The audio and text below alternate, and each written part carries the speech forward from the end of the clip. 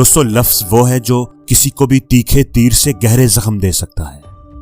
लफ्ज वो है जो किसी दुखी शख्स के लिए मरहम भी बन सकता है। लफ्ज वो है जिसे अगर सोच समझ कर ना बोला जाए तो ये बड़ी तबाही मचा सकते हैं। इनके अंदर बड़ी ताकत होती है। जैसे किसी ने कितना सच ही कहा था कि जख्मी नहीं था मैं किसी तीरों कमान से, वो लफ्ज बेरहम था जो निकला जुबान से। दोस्तों, एक बार की बात है कि डॉक्टर अब्दुल कलाम जब 8 साल के छोटे बच्चे थे तो वो एक रात अपनी फैमिली के साथ बैठकर खाना खा रहे थे। तब अचानक उनकी नजर उनके वालिद की प्लेट पर पड़ गई। उन्होंने देखा कि उनकी मां ने जो रोटी उनके वालिद साहब की प्लेट में रखी हुई है वो जली हुई है। लेकिन उसके वालिद साहब कुछ भी कहे बगैर, कोई गुस्सा किए बगैर आराम से उस जली हुई रोटी को खा रहे थे। उनकी वालदा ने जब जली हुई रोटी के लिए माजरत की तो वो हंसते हुए बोले कि कोई बात नहीं, मुझको तो जली हुई रोटियां भी बहुत पसंद हैं। ये बात सुनकर छोटे अब्दुल कलाम को बहुत हैरत हुई। बाद में उन्होंने अपने वालिद साहब से पूछा कि क्या उन्हें सच में जली हुई रोटियां पसंद हैं? तो उनके बाप ने जवाब दिया कि एक जली हुई रोटी किसी का कुछ नहीं बिगाड़ सकती, लेकिन गुस्से में बोले हुए जले हुए लफ्ज बहुत कुछ बिगाड़ सकते हैं। दोस्तों, ये सच है कि हम गुस्से में, नाराजगी में कुछ ऐसे लफ्ज बोल देते हैं जो सामने वाले के दिल में कील की तरह चुभ जाते हैं। जब हम गुस्सा करते हैं तो कुछ ऐसे लफ्ज बोल देते हैं जो बिल्कुल उस लकड़ी पर ठोके गए कील की तरह होते हैं, जिन्हें अगर निकाल भी दिया जाए तो उसके सुराख, उसके निशान, उसके जख्म हमेशा मौजूद रहते हैं। उनको हम खत्म नहीं कर सकते। दोस्तों, मेडिकल साइंस ने यह साबित कर दिया है कि जब आप गुस्सा करते हैं तब आप अपने जिस्म में जहर घोल रहे होते हैं। ये ना सिर्फ आपके अपने लिए नुकसानदेह है बल्कि आपके रिश्तों को, आपके रिलेशनशिप्स को भी तहस नहस कर देता है। दोस्तों, थॉमस एडिसन जब प्राइमरी स्कूल में पढ़ते थे तब एक दिन उनके टीचर ने उन्हें एक लिफाफा दिया, एक लेटर दिया और कहा कि घर जाकर इसे अपनी मां को दे देना।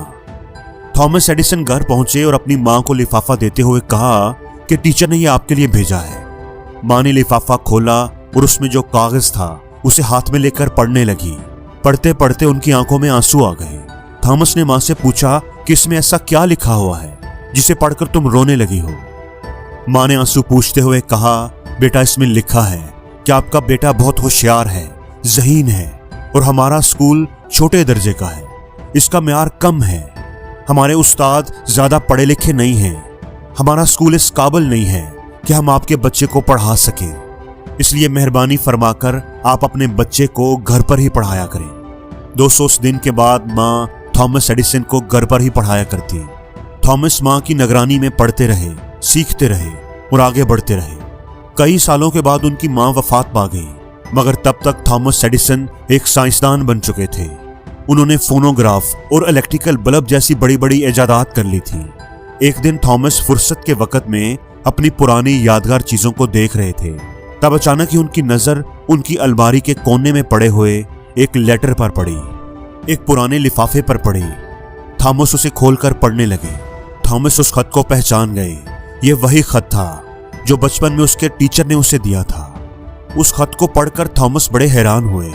उस खत में लिखा था कि आपका बच्चा बहुत कुंद ज़हन है, बड़ा नालायक है, ये पढ़ नहीं सकता, इसलिए हम इसे स्कूल से निकाल रहे हैं। आप इसे कोई काम वगैरह सिखाएं, ये पढ़ नहीं सकता। खत पढ़कर थॉमस की आंखों में आंसू बहने लगे।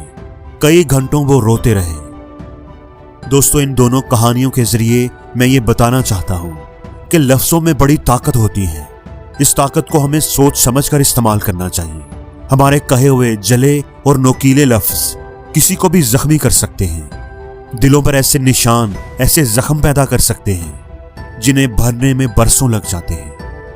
मुंह से निकला हुआ एक गलत लफ्ज दिलों में दूरियां पैदा कर देता है, रिश्तों में दरार डाल देता है, जिंदगी को तहस नहस कर देता है।